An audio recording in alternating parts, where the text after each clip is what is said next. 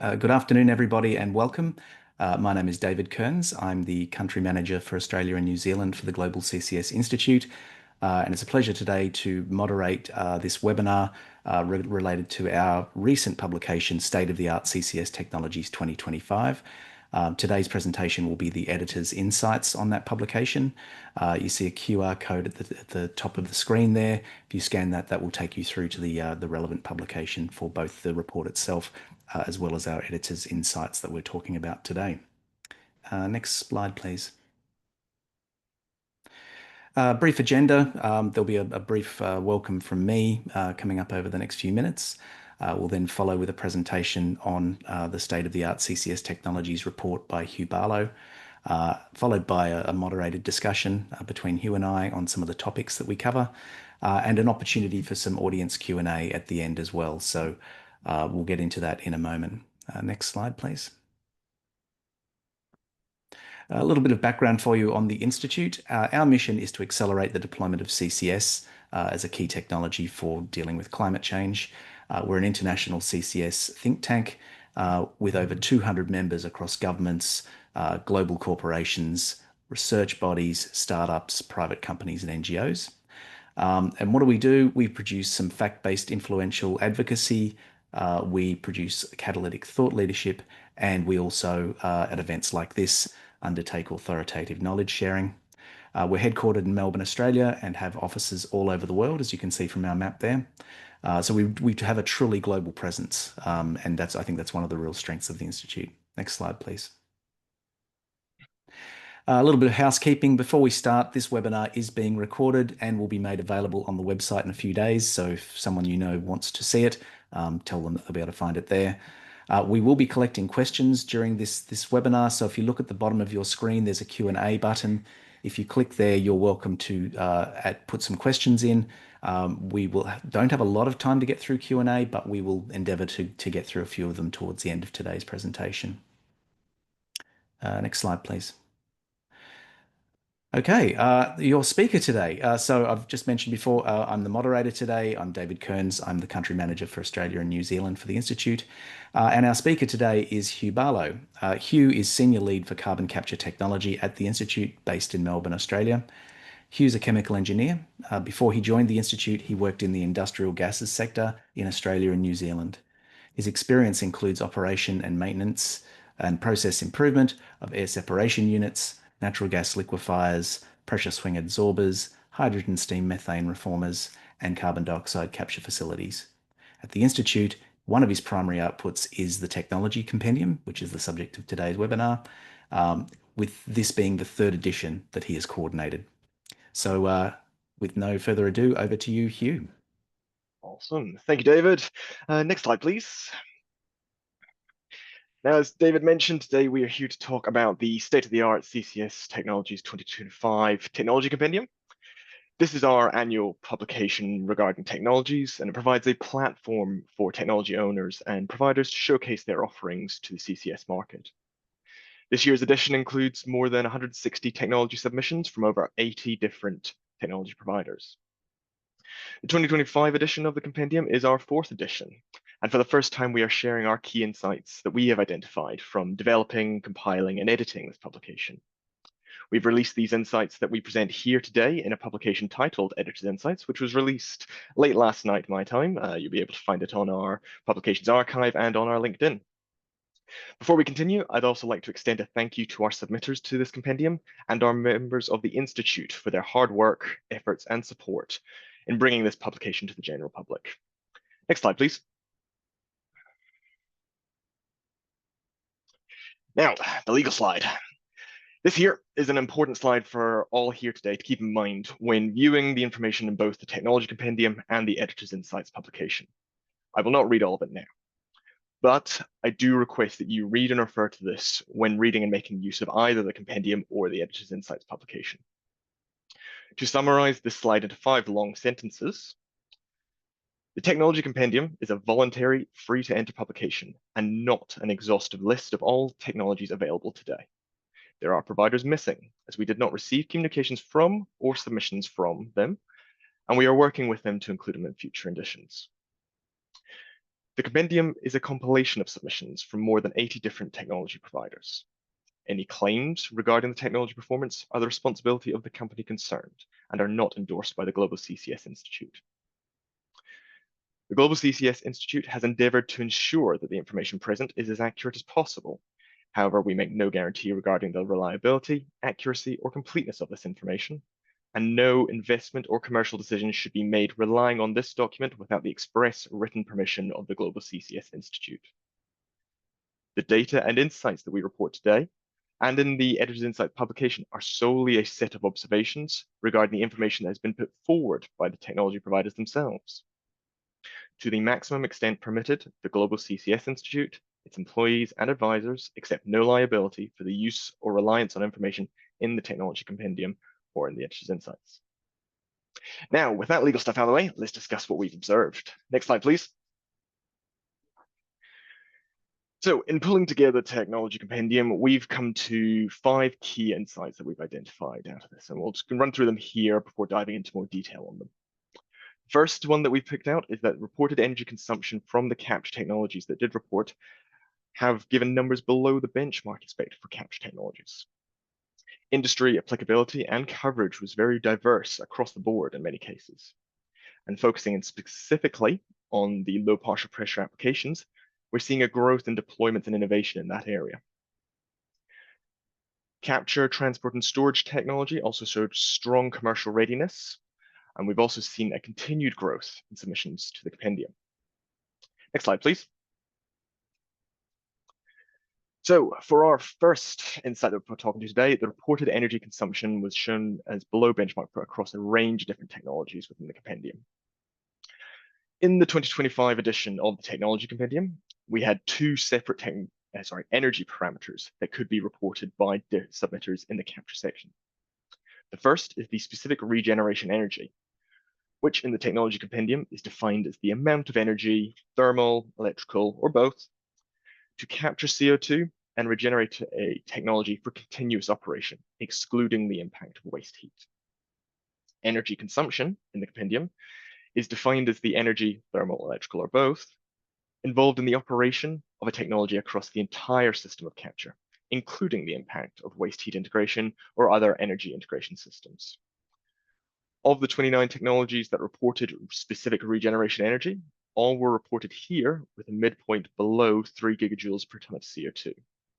This chart on the left here shows the specific regeneration and the ranges reported for that, in addition to the blue midpoints here. The data here shows a clear conclusion.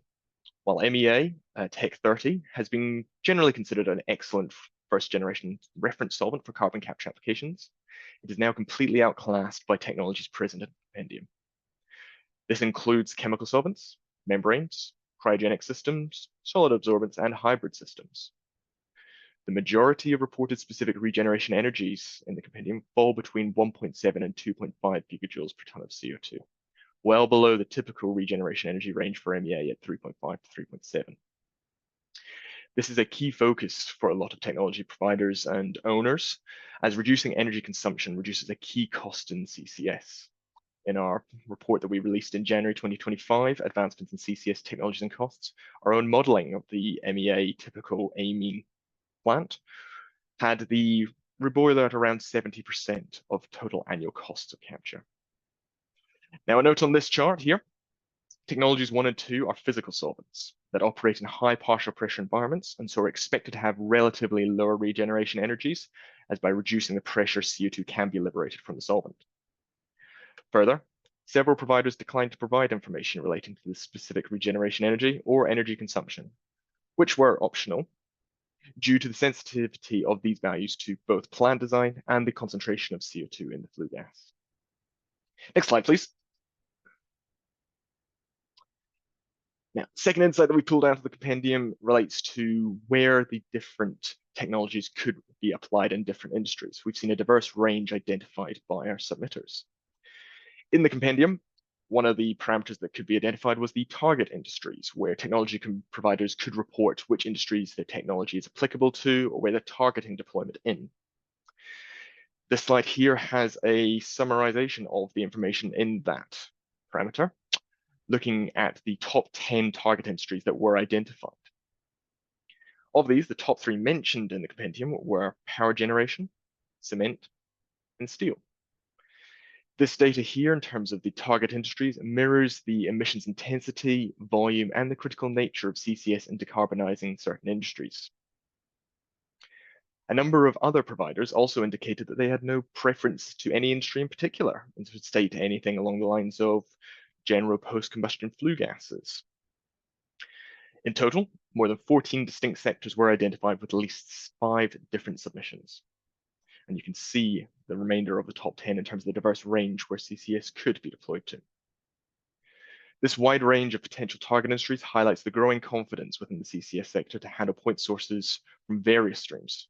The most common ones reflect key areas of decarbonization, but the breadth of sectors highlights the necessity and practicality of CCS acting to decarbonize point emission sources. Next slide, please.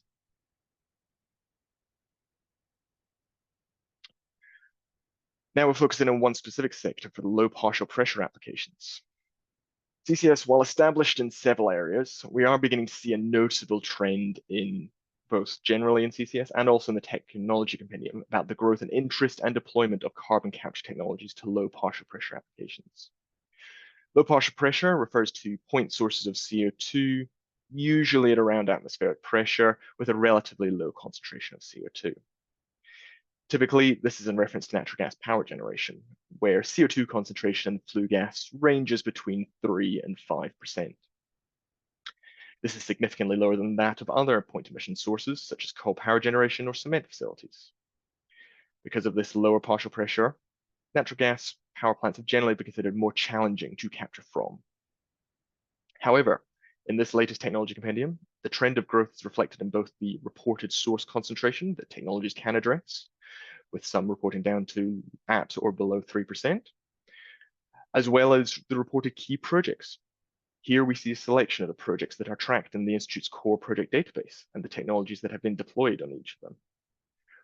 All of these locations identified here are used technologies that are present within the technology compendium, and in some cases multiple. For instance, the Net Zero Teesside power system will make use of both the Shell CANSOL capture technology and the GE Vernova EGR systems, both of which are presented in the technology compendium. Next slide, please.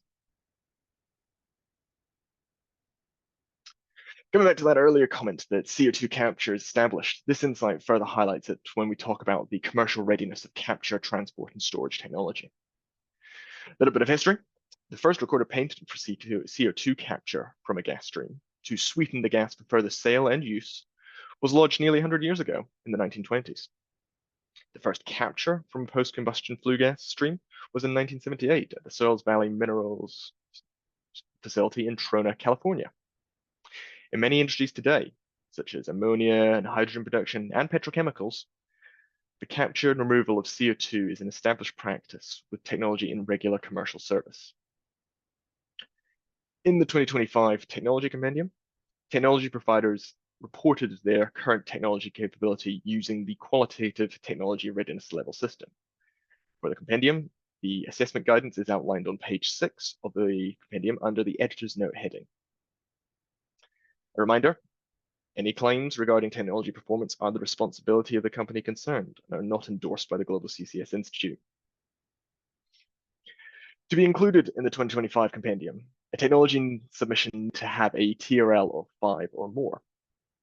This would be the subsystem validation in a relevant environment, which includes the deployment at testing centers such as the Technology Center Mongstad in Norway or the National Carbon Capture Center in the United States. Here, this chart outlines the distribution of technology readiness levels across the technology compendium. Here we see that there is a significantly high level of commercial readiness amongst these technologies, with nearly 100 of the submissions at the highest level of TRL 9, normal commercial service. This reflects the well-established nature of many technologies involved in the CCS process. Emerging innovators are also present here, with several dozen sitting between the subsystem validation level at TRL 5 through to commercial demonstration stages at TRL 8. Next slide, please. And finally, our last insight that we've pulled from the compendium is, in fact, the growth of the compendium itself. Now, the Technology Compendium is a voluntary collaborative exercise between the Institute and technology providers in industry. The result is a non-exhaustive list of available technologies on the market, both available for implementation today and also the upcoming novel technologies that are beginning to emerge onto the market. The Institute is grateful to our members and Technology Compendium submitters for their ongoing support and efforts to bring this content to the CCS community and the wider public. Since launching in 2022 with 45 submissions, the Compendium has now grown to 161 submissions in 2025. The number of technology providers represented has also grown in the same period, from 32 to 88. This growth in both companies and submissions is derived from a combination of factors, from both existing providers sharing more about their technology and newcomers to the CCS industry starting to offer innovative solutions to the market.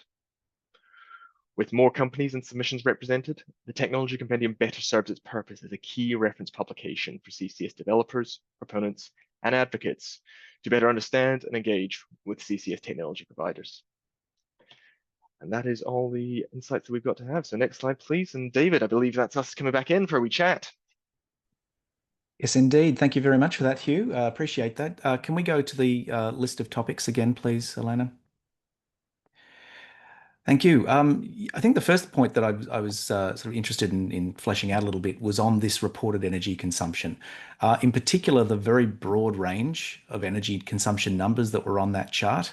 They were down near zero for some instances, and some of them up into the 3+ range. I'd sort of be interested to get your insights on why that is. Why are we seeing such a range? Excellent question and very true of the chart there.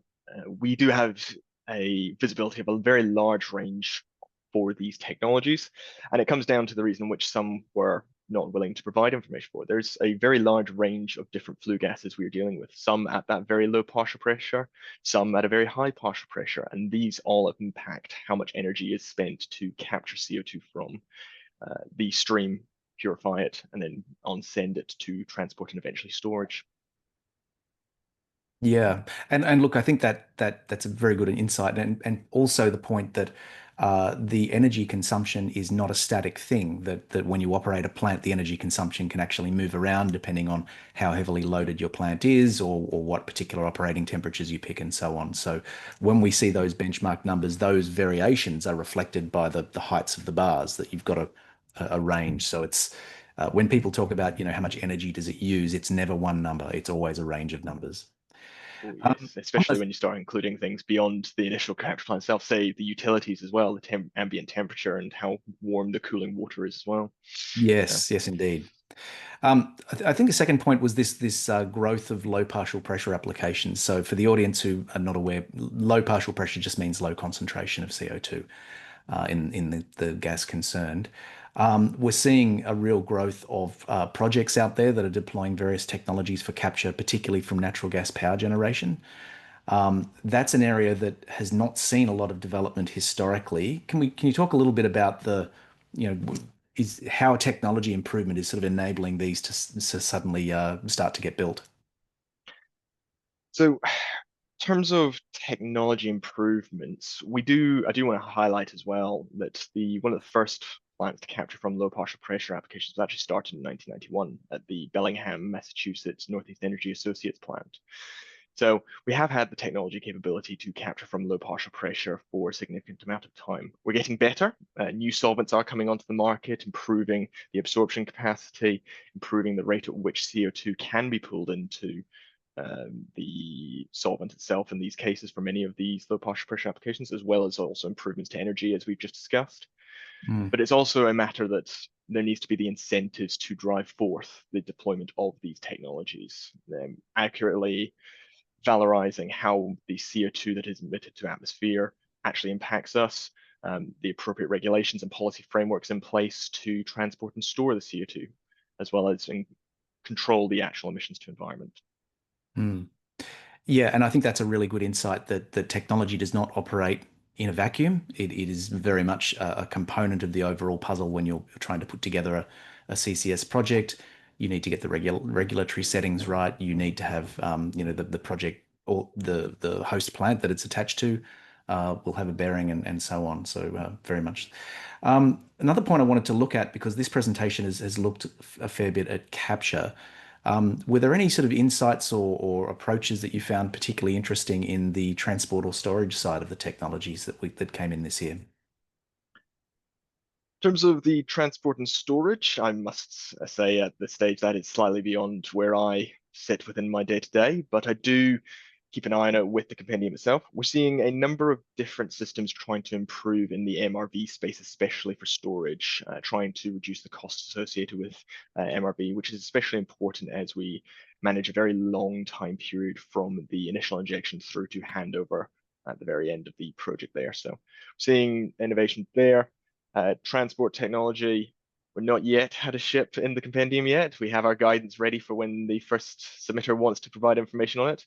But we did have further information regarding pipeline transport in the compendium already. Very good. I think one more point to go over before we hand over to Q&A is regarding the growth of the compendium itself. Are you anticipating, continued growth along the lines of the last few years? Do you think maybe we're beginning to sort of max out what we're likely to see? What's your feel on that? How long is a piece of string, unfortunately? I learn more about different technologies all the time doing this compendium. There is so many little things that are involved in bringing together a capture plant, bringing together the transport system, bringing together the storage systems.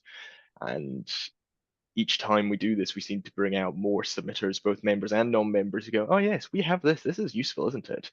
So while I'd love to continue to see growth at the rates we have, I'm not going to promise it. But at the same time, there is a lot of different technologies that are involved in bringing together these projects, and I can't wait to learn more about them. Okay. Very good. I think we can move over to the Q&A now. As we've mentioned, there's a Q&A button at the bottom of your screen if you want to add questions. We already have quite a few questions. We are not going to get through all of them. I will state that at the outset. First question pertains to something you just mentioned. Someone's asked what MRV stands for. MRV, monitoring, reporting, and verification. So do love our TLAs in this sector, three-letter acronyms. Yes, I'll leave Chris to answer any more of that as our storage expert. Mhm. We have a question here about concentrations that can be captured. Someone's asked, is 3% the floor of the capability, or have any technologies been deployed below this partial pressure? Mhm. It's to start this one, I would say it's all dependent on what you're trying to do.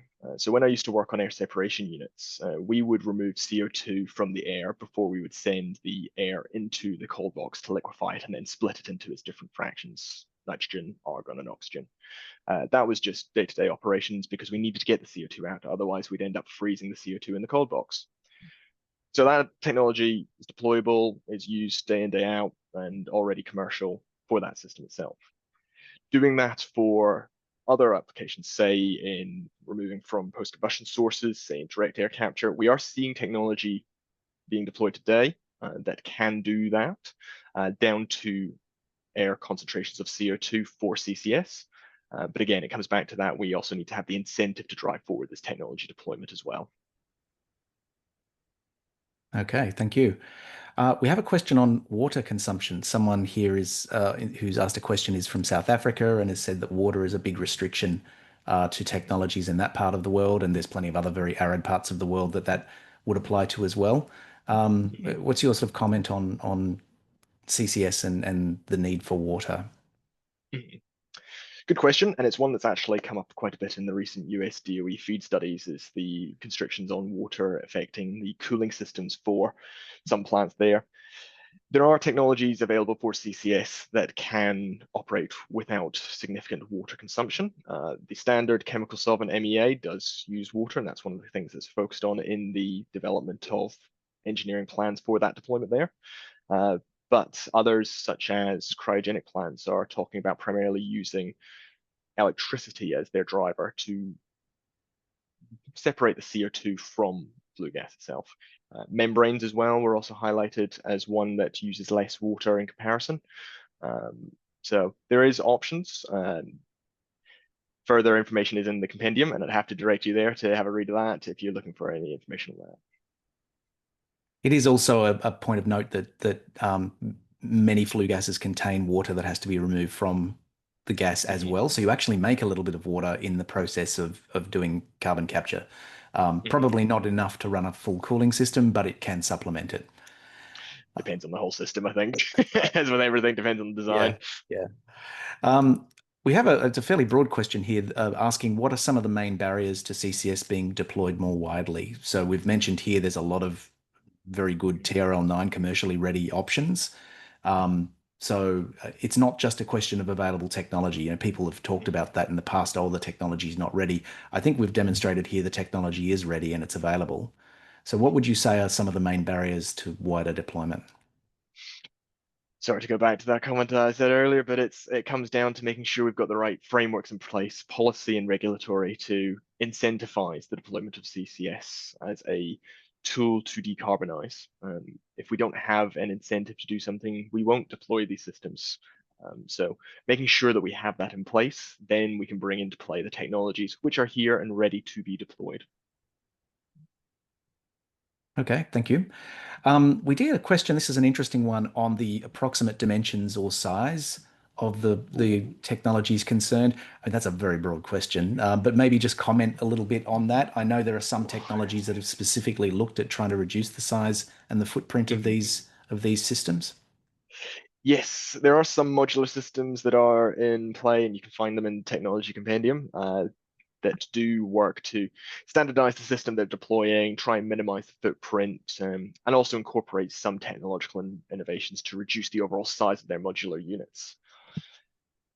In terms of whether or not they're applicable in circumstances will depend on what you're trying to do on your site. How much CO2 you're trying to capture, what capture fraction, what's the availability of the utilities. Uh, all of these things will play a part. There is a way to engineer it. It's just a matter of, is it economically feasible to do such a thing?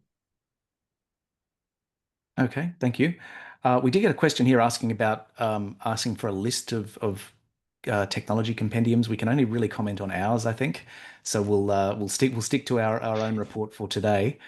Um, we had I guess a question on CCU and is there sort of a consideration of CCU in our technology compendium? So for the transport and storage, they primarily focus about sending CO2, or storage is focusing on storage itself, so subsurface injection of CO2. Transport is about the movement of CO2 between point A and point B, and the capture is the separation of CO2 from a flue gas or other source to just pure CO2. What is done with that arrangement of technology is up to the motivations of the individuals who are looking to deploy that technology. In theory, you can use the same capture system in a CCU system that would also be used in a CCS system. Um, Again, it's up to the motivations. Are you looking to try and valorize out of the CO2 product that you're making? Are you looking to inject it and meet decarbonization targets? There's many ways to get on with this sort of project, so it's all up to the choices, and these are essentially the building blocks you can use to develop such a project. Okay, thank you. We've had a number of questions here talking about costs of these technologies, and it's again one of those how long is a piece of string. You'll get even for a single technology, you will see a range of costs depending on the volume of capture to occur, the partial pressure of the CO2, the location. There's a so it's very hard to nail it down to a single number. Mhm. We did put out a cost report earlier this year. If you go to our publications page, we spell out all of those factors in quite a bit of detail. So encourage our viewers to go and have a look at that. It seems that we've come to the end of our time. So I'd like to very much thank our speaker, Hugh, for presenting today and for everyone who's taken the time to join us for our presentation. We've got some links on the screen as to where you can find our publications, follow us on social media. And if you want to reach out, we have an email address for any questions that you might have for us. And of course, as always, the Institute is very keen to bring in new members into the fold. So if you think your organization would like to become a member of the Institute, please send an email to the membership email on the screen there. So without further ado, thank you very much for your time and have a good day.